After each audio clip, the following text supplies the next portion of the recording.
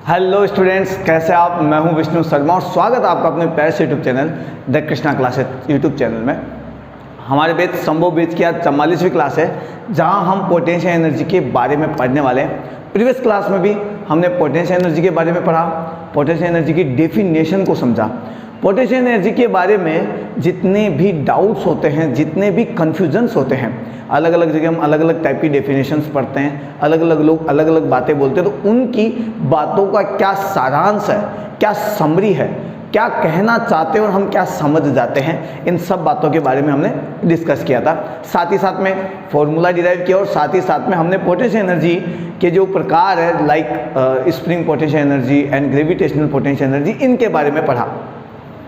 Class पिछली कुछ थोड़ी लंबी ज़्यादा खिंच गई थी, इसलिए मैंने इसे पार्ट 2 में बनाया आपके लिए। और आज की क्लास में भी हम पोटेंशियल एनर्जी पढ़ने वाले हैं। पोटेंशियल एनर्जी का फोर्स के साथ क्या रिलेशन है, पोटेंशियल एनर्जी और डिस्प्लेसमेंट का ग्राफ कैसे खींचा जाएगा, फोर्स और डिस्प्लेसमेंट का ग्राफ कैसे खींचा जाएगा, पोटेंशियल एनर्जी और फोर्स के ग्राफ से आप कैसे बता पाएंगे कि कोई भी बॉडी या कोई भी ऑब्जेक्ट इक्विलिब्रियम में है, यानी स्टेबल इक्विलिब्रियम में है, अनस्टेबल इक्विलिब्रियम में है या न्यूट्रल इक्विलिब्रियम में है। ये सब हम कैसे बता सकते हैं, इन सब के बारे में आज हम डिस्कस करने वाले। तो आज की क्लास शानदार होने वाली है, धमाकेदार होने वाली है, क्योंकि ग्राफ से रिलेटेड सवाल आप चाहे जेईई मेंस में देख लो, चाहे नीट के पेपर में देख लो, चाहे second grade, first grade, labour assistant में देख लो, एयरफोर्स नेवी एनडीए में देख लो, सब जगह आते हैं। ठीक है, हम बेसिक एकदम नॉर्मल से नॉर्मल ग्राफों के ऊपर अपना फोकस रखते हैं, और थोड़ा सा ग्राफ को कॉम्प्लिकेटेड कर दिया जाए तो हमारा दिमाग खराब हो जाता है। और मैं हमेशा आपको कहता हूं कि ग्राफ के सवाल नॉर्मल थ्योरिकल सवाल से ज़्यादा आसान होते हैं, क्योंकि ग्राफ अपने अंदर हिडन इंफॉर्मेशन साथ में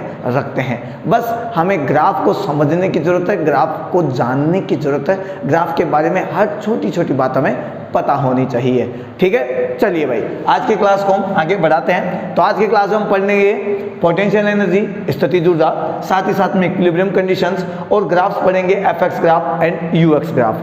ठीक है, तो आज की क्लास मोस्ट इंपॉर्टेंट होने वाली है।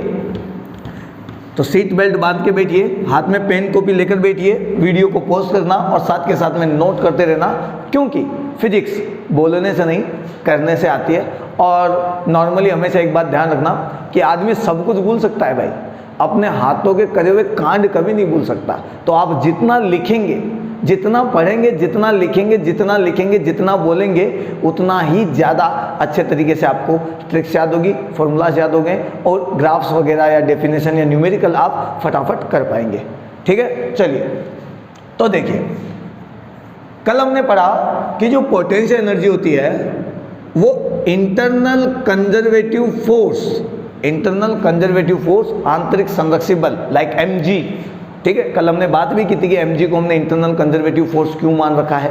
ठीक है, तो इंटरनल कंजर्वेटिव फोर्स से जो वर्क डन होगा उसके नेगेटिव के बराबर आएगा आपका पोटेंशियल एनर्जी। और ये डेफिनेशन और ये फॉर्मूला हमेशा काम करता है, यानी हमेशा यही लगाना है। अब आप कहेंगे सर हमेशा यही लगाना है, मतलब आप ऐसा ऑप्शन क्यों बोल रहे हैं कि हमेशा यही लगाना है, मतलब कहीं ना कहीं कोई दूसरा ऑप्शन भी होता है। हाँ, इसकी एक अल्टरनेटिव डेफिनेशन भी होती है, लेकिन उस अल्टरनेटिव डेफिनेशन में या अल्टरनेटिव जो भी फॉर्मूला है उसके अंदर हम एक्सटर्नल एजेंट की बात करते हैं, जो बाहर से फोर्स लगाने वाला है, बाह्य कारक जो है उसकी बात की जाती है। लेकिन उसके लिए कुछ टर्म्स है। टर्म्स ये है कि यदि आप change in kinetic energy zero ले लें या जीरो हो, change in kinetic energy zero हो, साथ ही साथ में जो आपका इंटरनल नॉन कंजर्वेटिव फोर्स है, इंटरनल नॉन कंजर्वेटिव फोर्स है, उनका वर्क डन जीरो हो जाए। Non conservative force, internal non conservative force का मतलब है like friction force, internal friction force, जिनसे हीट प्रोड्यूस होती है, जिनसे एनर्जी लॉस होता है हीट की फॉर्म में। यदि वो फोर्स ना हो, यदि उन फोर्स से जो वर्क डन हो रहा है वो ना हो, तो आप कह सकते हैं कि potential energy will be equal to work done by external agent या external force.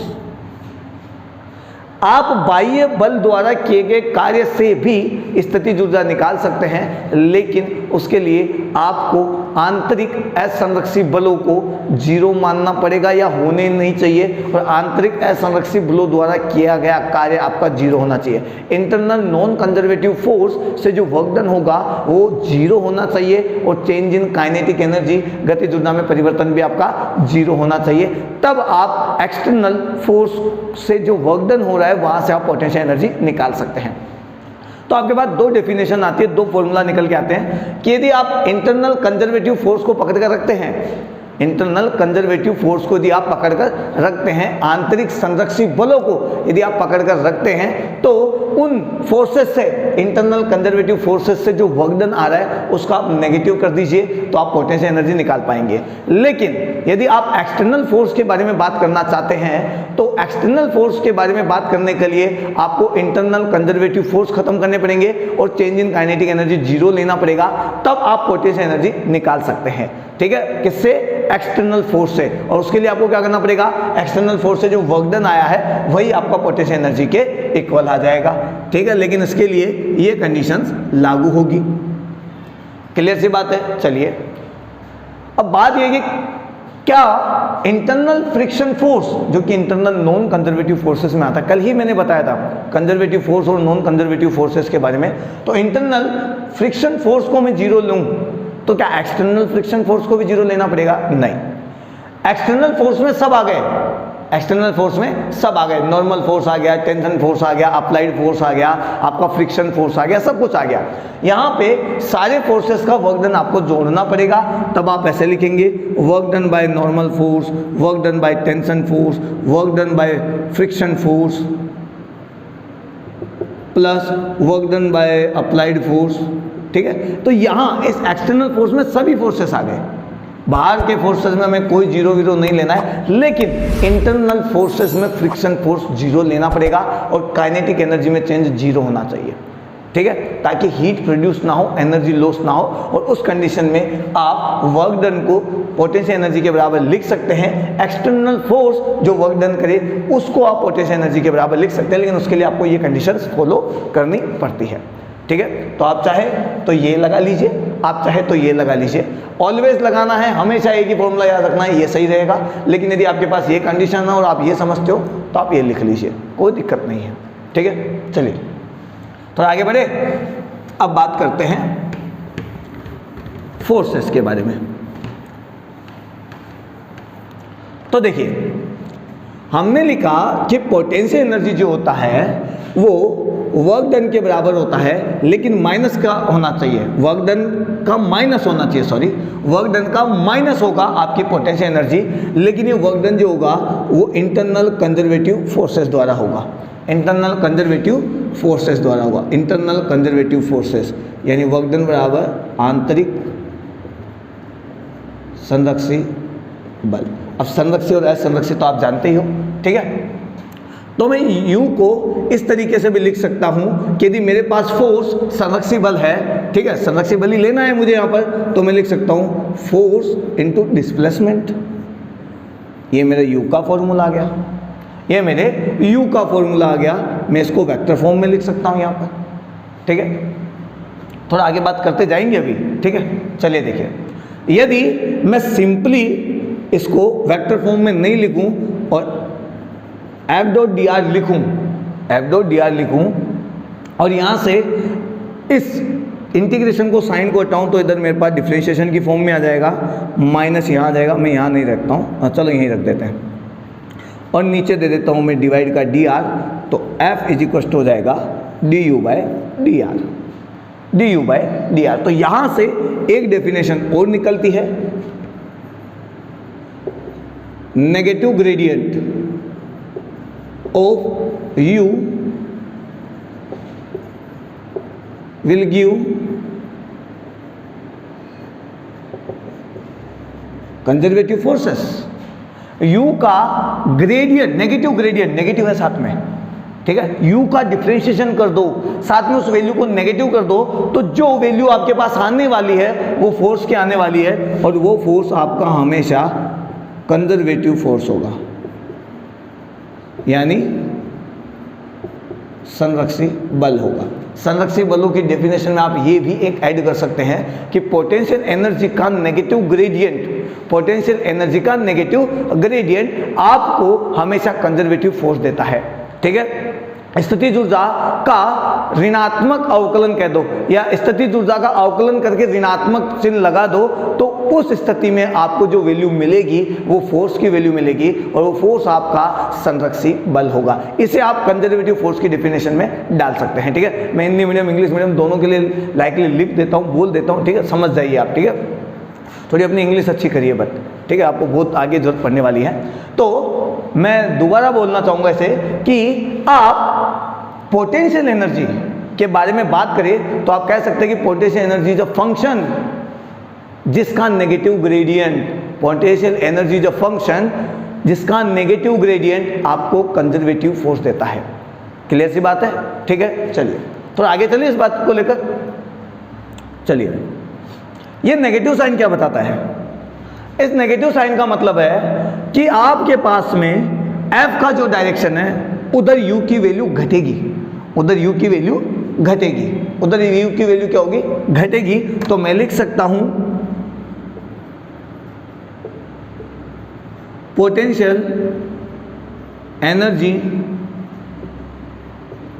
Tends to be minimum, potential energy tends to be minimum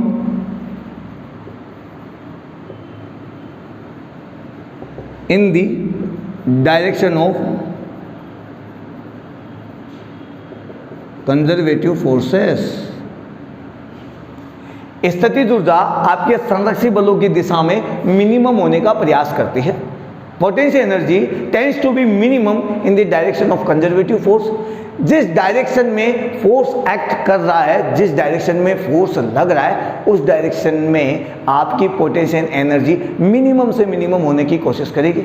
तो आप ये भी कह सकते हैं कि कंजर्वेटिव फोर्स हमेशा पोटेंशियल एनर्जी को मिनिमम रखने की कोशिश करते हैं। वो कंजर्वेटिव फोर्स पोटेंशियल एनर्जी को हमेशा मिनिमम रखने की कोशिश करते हैं। ठीक है, तो मैं यहाँ पे लिख सकता हूँ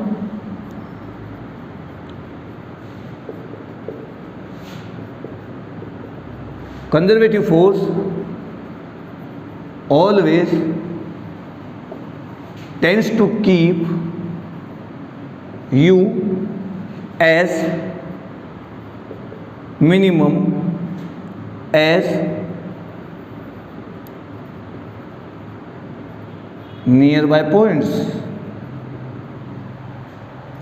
यानी मैं कह सकता हूं कि कंजर्वेटिव फोर्स हमेशा U को कम से कम रखने की कोशिश करते हैं अपने अड़ोसी पड़ोसी पॉइंट से, अपने अड़ोसी पड़ोसी पॉइंट से। तो मैं ऐसे कह सकता हूं कि किसी भी पॉइंट पर यदि कंजर्वेटिव फोर्स लग रहा है तो उस पॉइंट पर पोटेंशियल एनर्जी मिनिमम से मिनिमम होने की कोशिश करेगी अपने अड़ोसी पड़ोसी पॉइंट से, जिसे हम लोकल मिनिमा कहते हैं।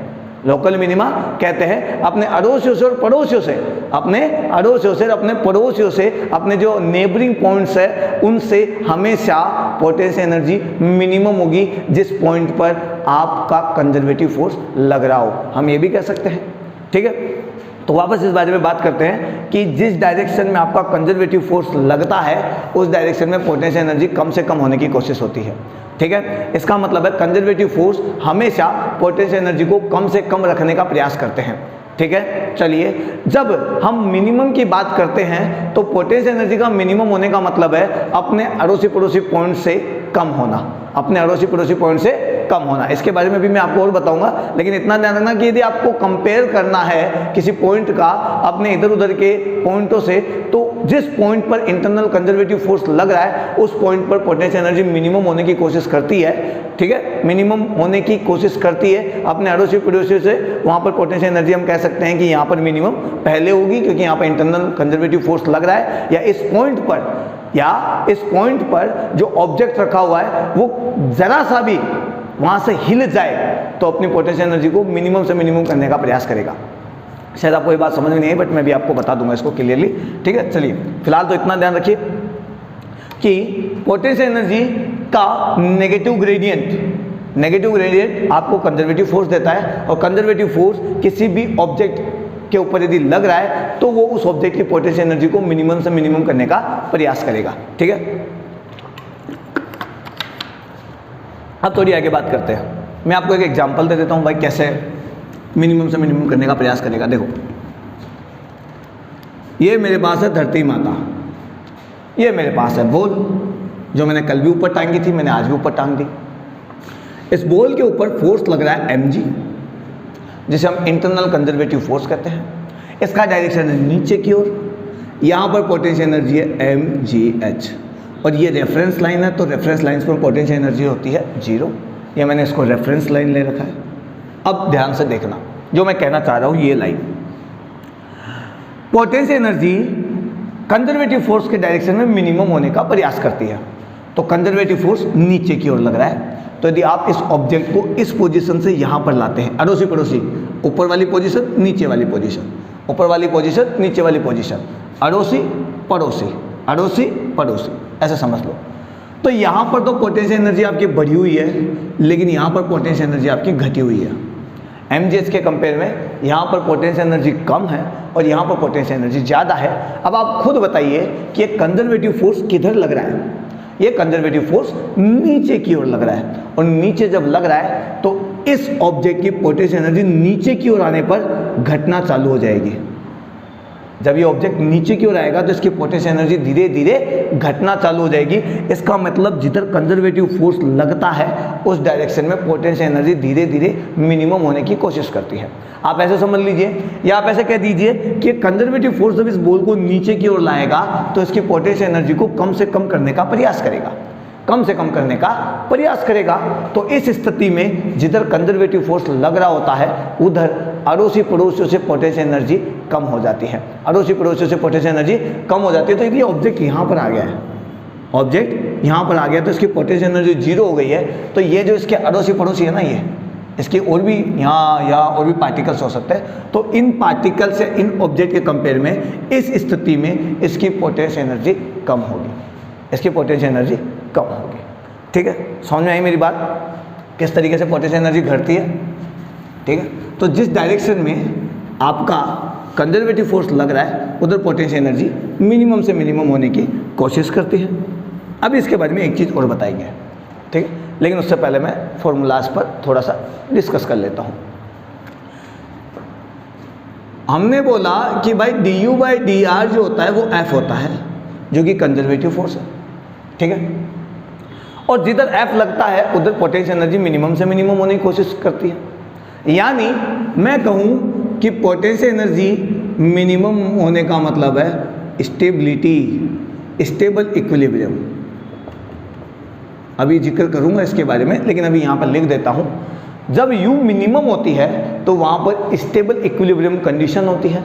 तो मैं ये भी कह सकता हूँ कि कंजर्वेटिव फोर्स जब एनर्जी मिनिमम करने की कोशिश कर रहे हैं, इसका मतलब वो ऑब्जेक्ट को स्टेबल इक्विलिब्रियम में ले जाने की कोशिश भी कर रहे हैं। भाई यदि कंजर्वेटिव फोर्स पोटेंशियल एनर्जी को कम करने का प्रयास कर रहे हैं, मिनिमम करने का प्रयास कर रहे हैं, इसका मतलब वो उस ऑब्जेक्ट को जिस पर वो लग रहे हैं उसे वो स्टेबल इक्विलिब्रियम में ले जाने की कोशिश कर रहे हैं। यानी यदि वो ऑब्जेक्ट जो कंजर्वेटिव फोर्स लग रहा है उस डायरेक्शन में चला गया तो इसका मतलब वो एक जगह जाके स्टेबल इक्विलिब्रियम पोजीशन में आ जाएगा। आ गई मेरी बात समझ में? तो ये बात भी आपको ध्यान रखनी है। ठीक है, अब दोबारा डिस्कस करें हम, तो मैं क्या कहूँगा कि U के नेगेटिव ग्रेडियंट से आपको कंजर्वेटिव फोर्स मिलता है।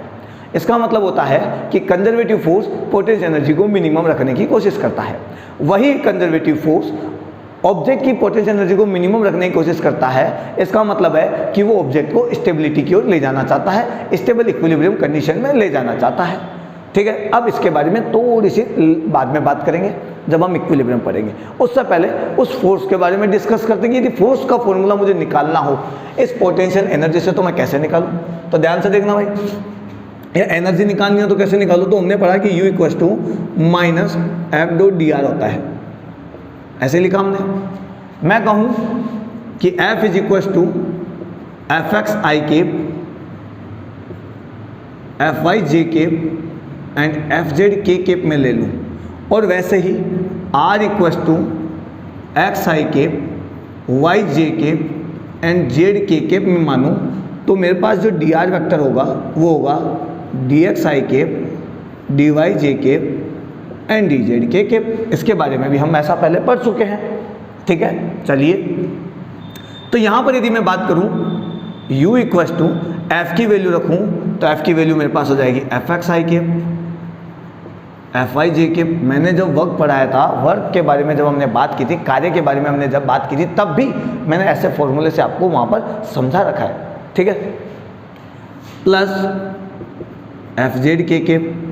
साथ में डी आर की बात करें तो मैं यहाँ पे मैंने इधर लिख देता हूँ, मैंने इधर लिख देना है u equals to minus f x I cap F Y J cap, f factor की जगह लिख रहा हूँ भाई मैं, and f z k cap dot d r vector की जगह मैं लिख देता हूँ d x I cap d y z cap and d z k cap. तो यदि मैं इसे आगे सॉल्व करूँ तो मेरे पास यहाँ पर बनेगा एफ एक्स को मैं डी एक्स से मल्टीप्लाई करूँगा, आई मिलके आई केप आई केप मिलके 1 बनाएंगे, तो मेरे पास आ जाएगा f x d x plus f y d y and f z d z. थोड़ी सी मैथ्स ठीक होगी आपकी तो आप इसे समझ पाएंगे। ये लो भाई, ये पोटेंशियल एनर्जी का मेरे पास एक फॉर्मूला निकल के आ गया है, ठीक है। ग्राफ की बात करें तो हम यहाँ पर देख सकते हैं पोटेंशियल एनर्जी का जो वैल्यू निकाल सकते हो आप, ग्राफ से निकाल सकते हो। और यहाँ से मैं बात करूँ area under F D R या एफ एक्स ग्राफ, कैसे ले लो, एफ एक्स ग्राफ या एफ आर ग्राफ। आप डिस्प्लेसमेंट को यदि आर में लेते हो तो एफ आर ग्राफ लो, यदि आप एक्स में लेते हो तो आप एफ एक्स ग्राफ लो, ठीक है। तो एफ एक्स ग्राफ का जो एरिया होगा वो आपको पोटेंशियल एनर्जी देगा। क्लियर है, समझ में आया। चलिए, नेगेटिव का मतलब आप जानते हो, मैं पहले भी आपको बोल चुका हूँ, ठीक है। थोड़ा सा आगे बढ़ते हैं। मेरे पास u की वैल्यू निकालनी आ गई है, u के लिए मेरे पास एक फॉर्मूला निकल के आ गया है, ठीक है। मेरे पास ग्राफ से भी u निकालने का एक तरीका आ गया है। अब हम थोड़ी सी आगे बढ़ते हैं, इसे नोट करते रहिएगा साथ के साथ, ठीक है। अब थोड़ी सी बात करें कि जो कंजर्वेटिव फोर्सेस है, इनसे आप पोटेंशियल एनर्जी निकाल सकते हैं या पोटेंशियल एनर्जी से आप कंजर्वेटिव फोर्स निकाल सकते हैं, ठीक है। लेकिन ये जो कंजर्वेटिव फोर्सेस है, ये आपकी पोटेंशियल एनर्जी को मिनिमम से मिनिमम रखने की कोशिश करते हैं, यानी आपको स्टेबिलिटी की ओर लेके जाते हैं, स्टेबिलिटी कंडीशन की ओर लेके जाते हैं। यदि स्टेबल इक्विलिब्रियम की ओर ऑब्जेक्ट को ले जाना चाहते हैं, यानी u की वैल्यू मिनिमम करना चाहते हैं, तो कब ये अनस्टेबल की ओर ले जाएंगे या फिर ये न्यूट्रल, कब ये अनस्टेबल इक्विलिब्रियम की ओर ले जाएंगे या फिर कब ये न्यूट्रल इक्विलिब्रियम में उस ऑब्जेक्ट को रहने देंगे। हमें ये भी तो पता होना चाहिए कि भाई साहब स्टेबल इक्विलिब्रियम कब आएगा, अनस्टेबल इक्विलिब्रियम कब आएगा या फिर न्यूट्रल इक्विलिब्रियम कब आएगा। तो हम बात करेंगे इक्विलिब्रियम के। इक्विलिब्रियम मैं सारी चीजें समझा देता हूं। इक्विलिब्रियम एक होता है स्टेबल इक्विलिब्रियम, स्थायी साम्यावस्था। हिंदी मीडियम वाले स्टूडेंट्स के लिए भी यहां पर लिख देता हूं। स्थायी साम्यावस्था एक होता है अनस्टेबल इक्विलिब्रियम यानी अस्थायी साम्यावस्था, और तीसरा होता है न्यूट्रल यानी उदासीन, ठीक है। स्टेबल इक्विलिब्रियम का मतलब क्या होता है, तो यदि मैं आपको ऐसे समझाना चाहूँ कि भाई साहब मेरे पास एक कटोरा है, ठीक है, मैं एक बॉल को रखता हूँ यहाँ पर, एक बॉल को रखता हूँ यहाँ पर और बॉल को मैं छोड़ देता हूँ, सरफेस यहाँ पर स्मूथ है, ठीक है, फ्रिक्शन विक्शन कुछ नहीं माना है, नॉर्मल कंडीशन मैंने मानी है कि मैं बॉल को यहाँ से छोड़ देता हूँ तो ये बॉल क्या करेगी, नीचे आएगी और फिर वापस ऊपर जाएगी, फिर वह ऊपर से नीचे आएगी, फिर यहाँ जाएगी, फिर यहाँ जाएगी, फिर यहाँ जाएगी, फिर यहाँ जाएगी, फिर यहाँ जाएगी, और इस एक पॉइंट के चारों तरफ यानी दोनों तरफ इधर उधर होते होते लास्ट में यहाँ पर रुक जाएगी। यानी आप बॉल को जब ऊपर से फेंकते हो तो ऊपर वाली बॉल नीचे आती है, नीचे जाने के बाद में ये अगेन ऊपर जाती है, ठीक है, नॉर्मल सी बात आती है तो यहाँ रुकेगी नहीं, फिर ऊपर जाके वापस नीचे आएगी, फिर इधर जाएगी, फिर इधर जाएगी, इधर जाएगी, इधर जाएगी, और इस तरह से ऑसिलेट करते हुए धीरे धीरे धीरे धीरे इस पोजीशन पे ये रुक जाएगी। क्लियर सी बात है। यानी आप इस चीज़ को इस तरीके से समझे कि मेरे पास इस कटोरे में अब गेंद यहाँ पर है और मैंने इस गेंद को धक्का दे दिया तो गेंद ऊपर जाके भी अगेन ये नीचे ही आएगी, वापस इस तरह से ऑसिलेट करेगी और ये वापस यहीं पर रुकेगी। तो चाहे गेंद आपकी यहाँ पर हो चाहे यहाँ पर हो, चाहे गेंद यहाँ पर हो चाहे यहाँ पर हो, दोनों ही पोजीशन में जब आप इसे एक बार धक्का देके छोड़ देते हैं तो ये इस पोजीशन में आने की कोशिश करती है, इस पोजीशन में आने की कोशिश करती है। ये होता है आपका स्टेबल इक्विलिब्रियम। स्टेबल इक्विलिब्रियम किसी भी पोजीशन से आप धक्का देकर छोड़ दे, किसी भी पोजीशन से आप धक्का देकर छोड़ दे और ऑब्जेक्ट वापस उसी पोजीशन में आने की कोशिश करे, किसी भी पोजीशन से आप धक्का देकर छोड़ दे और ऑब्जेक्ट वापस उसी पोजीशन में आने की कोशिश करे तो उसे बोलते हैं हम स्टेबल इक्विलिब्रियम। अब बात थोड़ी सी टफ है बट थोड़ी सी समझने की भी है कि इक्विलिब्रियम का मतलब होता है total force net force zero. किसी भी ऑब्जेक्ट के ऊपर टोटल फोर्स क्या हो जाएगा, जीरो हो जाएगा, नेट फोर्स क्या हो जाएगा, जीरो हो जाएगा, उसके ऊपर कोई फोर्स लगेगा ही नहीं, जो हम पहले पढ़ चुके हैं लॉ ऑफ मोशन में, ठीक है। लॉ ऑफ मोशन में हमने क्या पढ़ा इक्विलिब्रियम में, जब आपके पास एक्सटर्नल फोर्स होता ही नहीं है, आपके ऊपर टोटल फोर्स जीरो लग रहा है, नेट फोर्स आपके ऊपर जीरो लग रहा है, तो आप इक्विलिब्रियम में रहेंगे। बट हमने वहाँ पे स्टेबल इक्विलिब्रियम, अनस्टेबल इक्विलिब्रियम और न्यूट्रल इक्विलिब्रियम की बात नहीं की थी, क्योंकि इस स्टेबल, अनस्टेबल और न्यूट्रल में फोर्स के अलावा एनर्जी का भी लेना देना है, ठीक है, और एनर्जी की बात हमने यहाँ पर की है। तो साम्य अवस्था में इक्विलिब्रियम में नेट फोर्स जीरो होगा, ये बात हम पहले से जानते हैं, नहीं जानते तो ध्यान रख लो, नेट फोर्स जीरो होगा। कहानी है एनर्जी की, कहानी है एनर्जी की। तो देखो इस पोजीशन में जब आप इस गेंद को छोड़ते हो तो ये नीचे आती है और इधर ऑसिलेट यानी मोशन करती करती इधर उधर होती है, यहीं पर आकर रुकती है। जब आप नीचे बॉल होती है इससे भी धक्का देकर छोड़ते हैं तो यही चीज ऐसे नीचे आती आती इधर आती वापस यहीं पर रुकती है, यानी ये पोजीशन इसकी स्टेबल इक्विलिब्रियम में है, ये पोजीशन स्टेबल इक्विलिब्रियम में है। यानी आप किसी पोजीशन से ऑब्जेक्ट को धक्का दे दे या हिला दे तो ऑब्जेक्ट वापस उसी पोजीशन में आने की कोशिश करे। यदि आप यहाँ से थोड़ा सा हिला दोगे तो गेंद ऊपर जाके अगेन नीचे ही आएगी, यहाँ पर यदि ऊपर कर दोगे तो गेंद वापस नीचे आएगी और रुकने का प्रयास इसी पोजीशन पे करेगी। इसका मतलब ये वाली पोजीशन इसे स्टेबल इक्विलिब्रियम में रखती है, ये वाली जो पोजीशन है वो स्टेबल इक्विलिब्रियम कहलाने वाली है, ठीक है। अब बात करते हैं यहाँ पर गेंद यदि यहाँ पर हो या यहाँ पर हो, गेंद यदि यहाँ पर हो और यहाँ पर हो, दोनों ही कंडीशन में जब आप किस गेंद को धक्का दे देते हैं तो क्या गेंद वापस नीचे आके वापस यहाँ जाके रुकने की कोशिश करती है? ध्यान दीजिए, जब गेंद यहाँ पर हो या यहाँ पर हो, जब आप इसे धक्का दे देते हैं तो गेंद नीचे आकर अगेन वापस जाके ऊपर रुकने की कोशिश करती है? कभी नहीं करती है, नहीं करती है। इसका मतलब जब आप ऑब्जेक्ट को उसकी पोजीशन से हिला देते हैं और वो अपनी पोजीशन से दूर भागने की कोशिश करती है या दूर भाग जाती है तो वो स्थिति उसकी अनस्टेबल इक्विलिब्रियम कहलाती है। तो ये दोनों पोजीशन इसकी अनस्टेबल इक्विलिब्रियम है।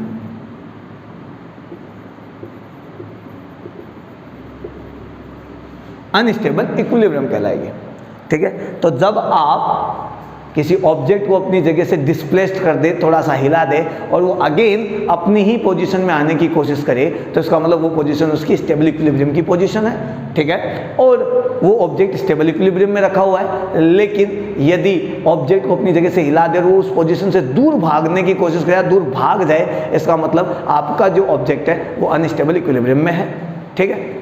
अब बात करें न्यूट्रल की, तो मान लो ये आपकी एक टेबल है और टेबल के ऊपर मैंने डब्बे को यहाँ रख दिया है।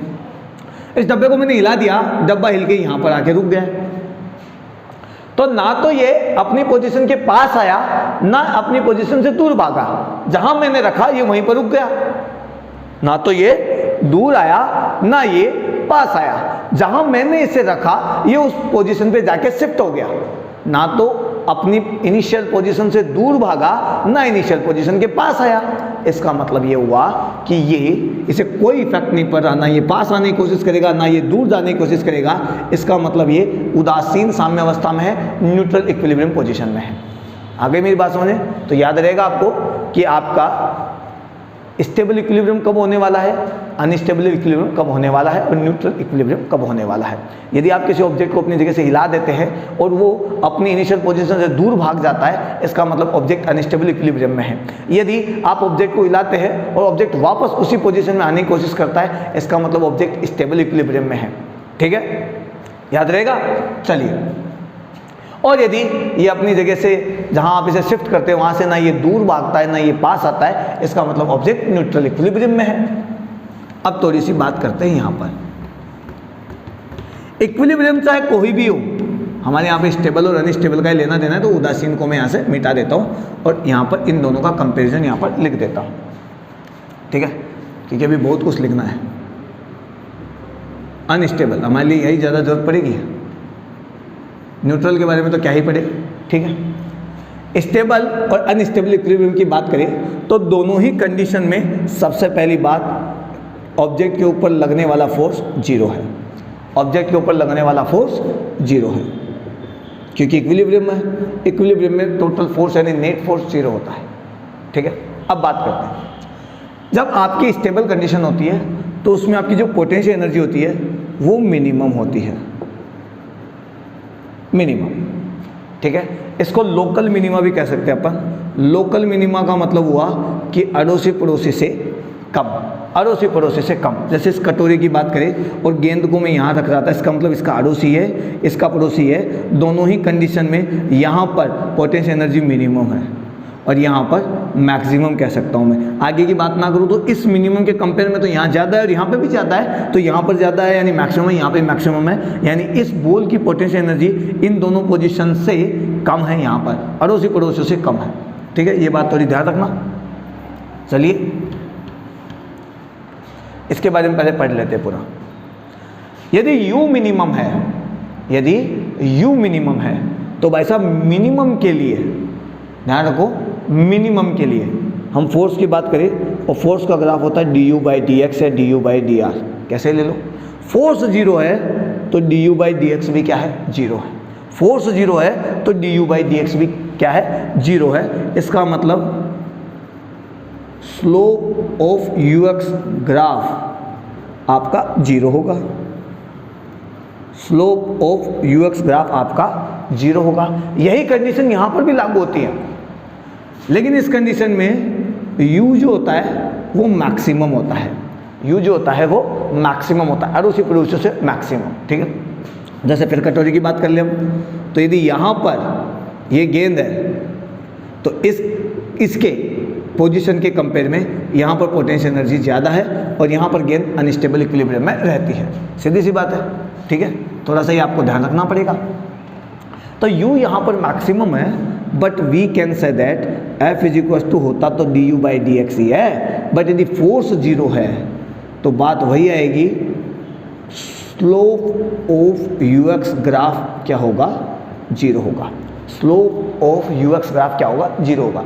ux ग्राफ पोटेंशियल एनर्जी और डिस्प्लेसमेंट के ग्राफ का जो ढाल होता है, स्थितिज ऊर्जा और विस्थापन के बीच ग्राफ खींचोगे उसका जो ढाल आएगा वो हमेशा जीरो रहने वाला है, चाहे आप अनस्टेबल इक्विलिब्रियम की बात करें चाहे आप स्टेबल इक्विलिब्रियम की बात करें।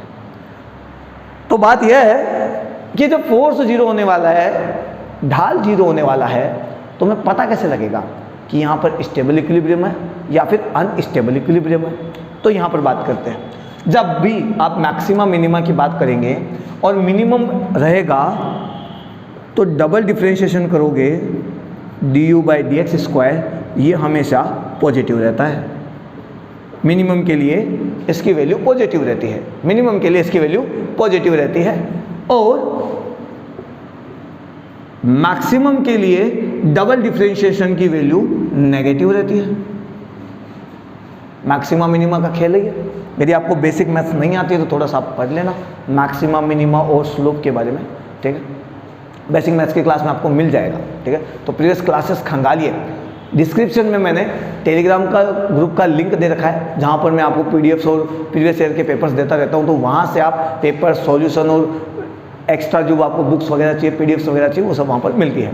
आप वहाँ से ज्वाइन कर सकते हैं। साथ ही साथ में नीचे डिस्क्रिप्शन में आपको क्लासेस अलग अलग जगह ढूंढनी ना पड़े, इसके लिए संभव बैच की प्लेलिस्ट का लिंक भी दे रखा है। आप वहाँ से जाके सारी क्लासेस देख सकते हैं। पसंद आए तो शेयर, लाइक, सब्सक्राइब करो या मत करो, वो आपकी इच्छा है। कमेंट जरूर करो और बताओ कि हाँ मज़ा आया या नहीं आया। नहीं आया तो हम और कोशिश करेंगे आपकी जो क्लास है उसे और इंटेलेक्चुअल बनाने की, कुछ ज़्यादा बोरियत ना होकर क्लास को मज़ेदार बनाने की, एक दूसरे से म्यूचुअल अंडरस्टैंडिंग करने की, ताकि आपको फिजिक्स का खेला समझ में आ जाए। क्योंकि फिजिक्स को देखते ही बोरियत पहले ही आ जाती है, आंखों में पानी, मुंह में उबासी और दिमाग में नींद पहले ही आ जाती है। बस वही तो भगानी है। समझ गए मेरी बात? तो आपके कमेंट का हमेशा इंतजार रहता है, तो कमेंट करिए। जिस तरीके से फटाक से अपने सोना बाबू को मैसेज कर लेते हो ना तुम, वैसे ही क्लास पसंद आते ही फटाक से कमेंट कर दीजिए कि हाँ सर मज़ा आया और अभी खेल स्टार्ट हुआ है। क्योंकि पिक्चर अभी बाकी है मेरे दोस्त, अभी कुछ नहीं बिगड़ा है। एग्ज़ाम में वक्त है। आईआईटी वालों का पहला अटेम्प्ट आ गया है, जेई वालों का पहला अटेम्प्ट आने वाला है, अप्रैल में है। बट नेक्स्ट अटेम्प्ट में वो बहुत अच्छा स्कोर कर सकते हैं। तो पहले अटेम्प्ट को देखकर उदास मत होइए, मेहनत कंटिन्यू रखिए, जितना होता है उतना कर लीजिए, मैक्सिमाइज करने की कोशिश करिए, ताकि सेकंड अटेम्प्ट में आपके ऊपर प्रेशर ना पड़े। बट जब सेकंड अटेम्प्ट आएगा आपके मई में, उस समय अपने आप को तैयार कर लीजिए, अपने आप को फौलाद बना दीजिए। थोड़े दिन सोना उठना बैठना, बाबू सोना सब खत्म, केवल पढ़ना, खाना उठना बैठना पढ़ना, खाना उठना बैठना पढ़ना, ठीक है? तब जाकर आपके जो सपने हैं वो पूरे हो पाएंगे। नीट वालों के लिए जुलाई में है एग्ज़ाम, अप्रॉक्सीमेटली लगभग यही अनुमान है। तो जुलाई भी ज़्यादा दूर नहीं है मेरे भाई। बट आपके पास अभी 2 महीने का वक्त है, और ये 2 महीने के पीरियड में आप चाहे तो फाड़ कर रख सकते हैं। अब डिपेंड आप पे करता है कि आप अपना जो ये ख्याल है केवल यहाँ पर ही रख कर ख़त्म करते हो, या यहाँ के साथ यहाँ पर रख कर मेहनत करते हो। ख्याल जब यहाँ और हाथों में आ जाता है, यानी मेहनत पे आ जाता है, तो आपका सपना पूरा होने से इस दुनिया की कोई भी ताकत नहीं रोक सकती है। लेकिन केवल ख्याल यहीं पर रहता है, आप सोचते हो भूलते हो, सोचते हो भूलते हो, आपका सपना कभी पूरा नहीं हो सकता। क्योंकि ये सपना बहुत लोग संजोए बैठे हैं और उनमें से मेहनत कुछ लोग करते हैं। ठीक है, चलो तो हम यहाँ पर बात करें d square you by D x square, double differentiation of u with respect to x will be positive. ठीक है, अब यदि मैं इस f का भी डिफ्रेंशिएशन कर दूं, तो मैंने f का डिफ्रेंशिएशन कर दिया x के साथ में, तो यहाँ पर देखो ये वैल्यू है, माइनस को मैं बाहर ले लेता हूँ। एक बार डिफ्रेंशिएशन f का करना है ना, तो f की जगह वैल्यू रख दिया मैंने D U by D X, तो मेरे पास value I minus D square you by D x square. अब थोड़ा सा ध्यान दे देना, एफ एक्स ग्राफ के स्लोप की बात चल रही है यहाँ पर। ये किसका स्लोप है? Slope of F X graph, force और डिस्प्लेसमेंट के बीच के ग्राफ की बात चल रही है। ठीक है, तो यहाँ पर ध्यान से देखो, इस वैल्यू पर, इस माइनस को बोलो भी, इस वैल्यू पर ध्यान दो। मिनिमा के लिए ये वैल्यू पॉजिटिव होती है, मिनिमा के लिए ये वैल्यू पॉजिटिव होती है। तो यदि ये वैल्यू पॉजिटिव है, पॉजिटिव वैल्यू को मैं नेगेटिव से मल्टीप्लाई करूंगा, तो यहाँ पर वैल्यू नेगेटिव आएगी, यानी मेरा D F by D X की वैल्यू नेगेटिव आने वाली है, यानी slope of F X graph negative आएगा। तो यहाँ से स्टेबल कंडीशन के बारे में क्या क्या पता लगा कि स्टेबल हो या अनस्टेबल हो, फोर्स जीरो होने वाला है, पहली बात। Slope of you x graph, slope of you x graph आपका जीरो होने वाला है, बट यहाँ पर यू की वैल्यू मिनिमम होने वाली है, लोकल मिनिमा जिसे हम कह सकते हैं। अड़ोसियों पड़ोसियों से यू की वैल्यू मिनिमम होगी, और उस कंडीशन में यदि हम यहाँ पर D square you by D x square की बात करें, तो यहाँ पर ये वैल्यू पॉजिटिव आने वाली है, लेकिन ये वैल्यू है यू एक्स ग्राफ से रिलेटेड। लेकिन यदि मैं फोर्स और डिस्प्लेसमेंट के ग्राफ की बात करूँ, तो फोर्स तो जीरो होने वाला है, ये तो कन्फर्म है, लेकिन जो स्लोप होने वाला है, फोर्स तो जीरो होने वाला है, ये तो कंफर्म है, लेकिन जो स्लोप होने वाला है, जो ढाल होने वाला है, वो नेगेटिव होने वाला है। हम केवल इन्हीं चीज़ों से पता लगा पाएंगे कि इक्विलिब्रियम पोजीशन है या नहीं है। ठीक है, चलिए आगे बात करते हैं। इसी तरह से यदि मैं यहाँ पे इसका डिफ्रेंशिएशन करूँ D F by D x का, तो मैं यहाँ पे लिखूंगा D by D x, minus तो आने वाला है, ये D U by D x में उठा के यहाँ पे रख देता हूँ, माइनस को मैंने बाहर निकाल लिया और ये वैल्यू बनेगी minus D square you by D x square. अब मैं माइनस को भूल जाता हूँ कि अभी माइनस है ही नहीं भाई साहब, माइनस को मैंने छिपा लिया, दिखा लो छुपा लो विधि, इसको मैंने छुपा लिया। और इस वैल्यू की बात करूं तो ये वैल्यू इस अनस्टेबल कंडीशन में, ओहो मैंने गलत लिख दिया, ओहो मैंने गलत लिख दिया, सही लिखा क्या? हाँ हाँ ठीक है। अनस्टेबल कंडीशन में ये वैल्यू नेगेटिव आने वाली है, ये value D square you by D x square negative आने वाली है, और नेगेटिव आती है जब मैक्सिमा की बात करते हैं तो ये डबल डिफरेंशिएशन हमेशा नेगेटिव होता है, और जब मिनिमा की बात करते हैं तो डबल डिफरेंशिएशन पॉजिटिव होता है। तो डबल डिफरेंशिएशन की वैल्यू ये D square you by D x square यदि पॉजिटिव आने वाली है तो ये पॉजिटिव वैल्यू और ये नेगेटिव वैल्यू आपस में, मैंने गलत बोला ना, गलत बोला मैंने, सॉरी। यानी यहाँ पर ध्यान से दोबारा बात करते हैं। हाँ, तो जब मैक्सिमा की बात आती है तो ये जो डबल डिफरेंशिएशन की वैल्यू है ये नेगेटिव आती है, लेकिन जब मिनिमा की बात करते हैं तो डबल डिफरेंशिएशन की वैल्यू पॉजिटिव आती है। चलिए भाई अब यहाँ पर बात करते हैं, यदि मैं इस माइनस को छिपा लूँ और D square you by D x square की बात करूँ तो ये वैल्यू तो पॉजिटिव आएगी, ये पॉजिटिव नहीं, ये वैल्यू नेगेटिव आएगी। मैं यही गलती कर रहा हूँ, ये वैल्यू नेगेटिव आएगी। देखो यहाँ पर ये वैल्यू नेगेटिव है, एक नेगेटिव का साइन और है, ये दोनों मल्टीप्लाई होकर D F by D X की वैल्यू को क्या बनाएंगे? पॉजिटिव बनाएंगे। यानी आपका जो slope of F X graph है ये पॉजिटिव आएगा तो आप अनस्टेबल कंडीशन में होंगे, और यदि ये नेगेटिव आएगा तो आप स्टेबल कंडीशन में होंगे। तो यहाँ पर फिर बात करें कि आपको स्टेबल और अनस्टेबल का पता कैसे लगेगा, तो आपका टोटल एफ 0 होना चाहिए, ठीक है। यू आपकी मिनिमम होगी तो स्टेबल है, यू यदि मैक्सिमम होगी तो अनस्टेबल है। लेकिन यू और एक्स के ग्राफ का स्लोप आपका 0 आएगा स्टेबल कंडीशन में भी और अनस्टेबल कंडीशन में भी। लेकिन D square you by D x square की वैल्यू आपकी पॉजिटिव आएगी तो आप स्टेबल कंडीशन में हैं, और D square you by D x square की वैल्यू नेगेटिव आएगी तो आप अनस्टेबल कंडीशन में हैं। लेकिन यदि आप फोर्स और डिस्प्लेसमेंट की बात करें तो फोर्स और डिस्प्लेसमेंट के ग्राफ में फोर्स तो 0 होगा, जब फोर्स 0 होगा तो आपको इक्विलिब्रियम मिल जाएगा। लेकिन यदि स्लोप पॉजिटिव हुआ तो वहां पे आप अनस्टेबल इक्विलिब्रियम की बात करेंगे, और यदि स्लोप आपका नेगेटिव हुआ तो आप स्टेबल इक्विलिब्रियम की बात करेंगे, ठीक है। चलिए तो मैं यहाँ पर इसको मिटा के ग्राफ आपको समझाता हूँ, ठीक है। आज की क्लास लंबी हो जाएगी भाई, आज की क्लास लंबी हो जाएगी, तो मैं यहाँ पे लिख देता हूँ, देखो थोड़ा सा ताकि आपको याद रहे। स्टेबल अनस्टेबल, स्टेबल के अंदर force is equal to 0, force is equal to 0, D U by D X equal to 0, D U by D X equal to 0, D square U D x square की value positive, D square U D x square की value negative, D F by D X की value negative, and D F by D X, वैसे तो minus ही आता है, D F by D X की value positive, ठीक है। चलिए बात करते हैं आगे, बात करते हैं आगे।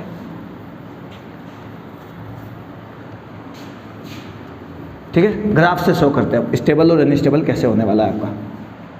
देखिए एक बार मैं वीडियो चेक कर लेता हूँ, क्योंकि कई बार क्या होता है कोई कॉल या मैसेज या कोई भी किसी भी टाइप के कोई भी नोटिफिकेशन आता है तो वीडियो शूट होना बंद हो जाता है, वीडियो रिकॉर्ड नहीं होता और मैं यहाँ पे बोलता चला जाता हूँ।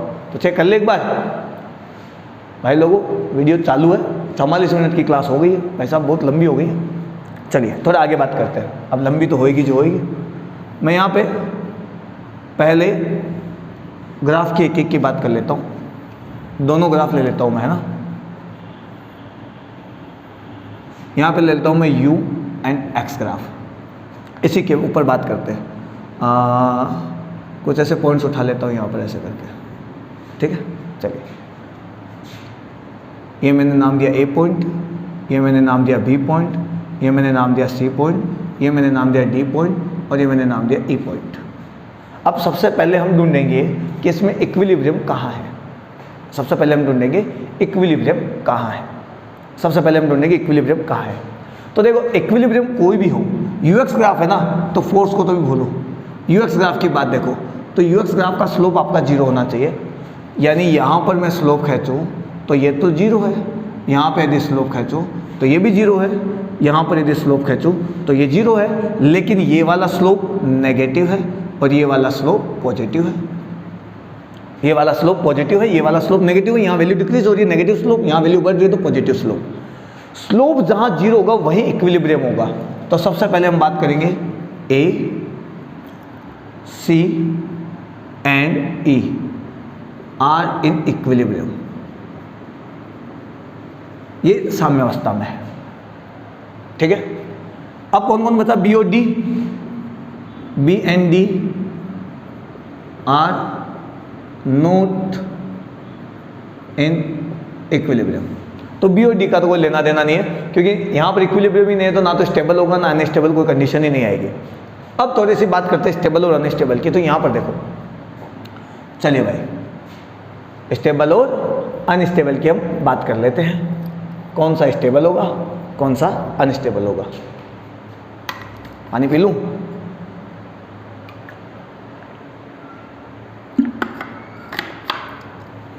देखो, जो स्टेबल इक्विलिब्रियम होता है वहाँ u की वैल्यू मिनिमम होती है, लोकल मिनिमा, और यहाँ u की वैल्यू मैक्सिमम होती है। तो यदि A, E और C केवल यही तीन इक्विलिब्रियम है तो इन तीन इक्विलिब्रियम में लोकल मिनिमा देखते हैं। ये हमारी रेफरेंस लाइन मान लो एक तरीके से, ठीक है। तो इस लाइन के ऊपर यहाँ पर पोटेंशियल एनर्जी हाई है और यहाँ पोटेंशियल एनर्जी लो है, यानी ये जो C पॉइंट है ये आपका स्टेबल इक्विलिब्रियम में है, और ये जो A और E पॉइंट है जहाँ पर पोटेंशियल एनर्जी ज़्यादा है, मैक्सिमम है, ऐसे कह सकते हैं ना भाई, इसके कंपेयर में तो मैक्सिमम ही हुई, तो यहाँ पर हम कह सकते हैं अनस्टेबल इक्विलिब्रियम। तो A और E पॉइंट आपका अनस्टेबल इक्विलिब्रियम में जाएगा और आपका जो C पॉइंट है वो स्टेबल इक्विलिब्रियम में जाएगा। यहाँ आप ग्राफ से ऐसे पता कर सकते हैं, ठीक है। यदि मैं fx ग्राफ की बात करूँ, f एंड x ग्राफ, और ऐसा ही ग्राफ यहाँ पर ले लूँ वापस अगेन ऐसे करके, ठीक है, ये लो, और यही पॉइंट्स मैं यहाँ दे दूँ, मतलब मेरे को fx, ये कहानी अलग चल रही है भाई, ये कहानी अलग चल रही है, ये कहानी अलग चल रही है, ठीक है। और पॉइंट्सों के नाम मैं वैसे दे देता हूँ, A, B, C, D and E, A B C D E, ठीक है। फोर्स और डिस्प्लेसमेंट ग्राफ से कैसे पता करें कि कहाँ पर स्टेबल इक्विलिब्रियम है, कहाँ पर अनस्टेबल इक्विलिब्रियम है। तो फोर्स के लिए सबसे पहली कंडीशन है कि आपका फोर्स दोनों ही कंडीशन में यानी इक्विलिब्रियम में जीरो होगा। देखो यहाँ पे फोर्स जीरो है क्या, नहीं है, यहाँ पे फोर्स जीरो है क्या, नहीं है। जीरो फोर्स इस लाइन पे होता, जीरो फोर्स इस लाइन पे होता, ना फोर्स यहाँ जीरो है ना फोर्स यहाँ जीरो है। यहाँ फोर्स पॉजिटिव है तो डायरेक्शन में लगेगा, यानी पॉजिटिव डायरेक्शन में लगेगा, तो यहाँ नेगेटिव डायरेक्शन में लगेगा। या फोर्स की वैल्यू पॉजिटिव है तो यहाँ फोर्स की वैल्यू नेगेटिव है, यानी A, E और C ये इक्विलिब्रियम में नहीं है, ये इक्विलिब्रियम में नहीं है। तो फिर इक्विलिब्रियम में कौन बच गए, B और D बच गया, B और D बच गया, ये इक्विलिब्रियम में है, B और D आपका इक्विलिब्रियम में है। अब कौन सा इक्विलिब्रियम है, स्टेबल या अनस्टेबल, ये बात पता लगेगी हमें स्लोप से, ये बात पता लगेगी हमें स्लोप से। यदि आपका स्लोप नेगेटिव है, देखो ये स्लोप नेगेटिव है, ये स्लोप यहाँ पर नेगेटिव है, नेगेटिव स्लोप, और यहाँ पर स्लोप बढ़ रहा है, यानी यहाँ पर स्लोप पॉजिटिव है, वैल्यू यहाँ पर बढ़ रही है, तो आपका जो B पॉइंट है वो आपका स्टेबल इक्विलिब्रियम में है, और आपका जो D पॉइंट है वो आपका अनस्टेबल इक्विलिब्रियम में है। तो जिन पॉइंट्स पे UX ग्राफ में कोई इक्विलिब्रियम नहीं आ रहा था, आज उन्हीं पॉइंट पे FX ग्राफ में इक्विलिब्रियम है। B और D का यहाँ पर देखो इक्विलिब्रियम में नहीं थे जब UX ग्राफ की बात की जाए, लेकिन यहाँ पर FX ग्राफ की बात करें तो उसके हिसाब से B और D इक्विलिब्रियम में है। मैं ये नहीं कह रहा कि ये सेम पॉइंट है, ये अलग अलग पॉइंट्सों के, मतलब एक जिक्र इस कहानी का हुआ है, एक जिक्र इस कहानी का हुआ है, दोनों कहानियों को मिक्स मत कर देना। बट मैं आपको बताना चाह रहा हूँ कि U ग्राफ में ये देख कर कि B और D आपका अनस्टेबल कंडीशन में है, तो यदि कभी FX ग्राफ खींचा जाए तो काहे यहाँ पर इक्विलिब्रियम आएगा या नहीं आएगा, उसका पता आप यहाँ से कर सकते हैं कि इक्विलिब्रियम होगा या नहीं होगा, ठीक है। आप थोड़ा सा ऐसे समझ सकते हैं, ऐसे देख लो, FX ग्राफ से ऐसे पता लग सकता है कि मान लो यहाँ पे एक डब्बा है, यहाँ पर एक डब्बा है, इस डब्बे को आपने इधर खिसका दिया, डब्बे को जब इधर खिसकाया तो फोर्स आपका देखो इस जगह फोर्स इतना लग रहा है, फोर्स यहाँ पर नेगेटिव यानी फोर्स की वैल्यू अपोजिट डायरेक्शन में है। यानी जब आप इस पॉइंट पे कोई डब्बा रखे इधर खिसकाते हो तो उस डब्बे को फोर्स पीछे की ओर लाने की कोशिश करता है, पीछे की ओर लाने की कोशिश करता है। सिमिलरली आप यहाँ पर बात करें, ध्यान से देखोगे तो आपको पता लग जाएगा, ठीक है। डब्बे को जब आप इधर खिसकाओगे तो फोर्स इसे पीछे की ओर लाने की कोशिश करेगा, पीछे की ओर लाने की कोशिश करेगा। वैसे यदि आप इधर डब्बे को इधर खिसकाओगे नेगेटिव डायरेक्शन में तो फोर्स की वैल्यू यहाँ पर पॉजिटिव है, यानी अपोजिट है, पॉजिटिव वैल्यू इधर है, यानी फोर्स की वैल्यू इधर लगेगी।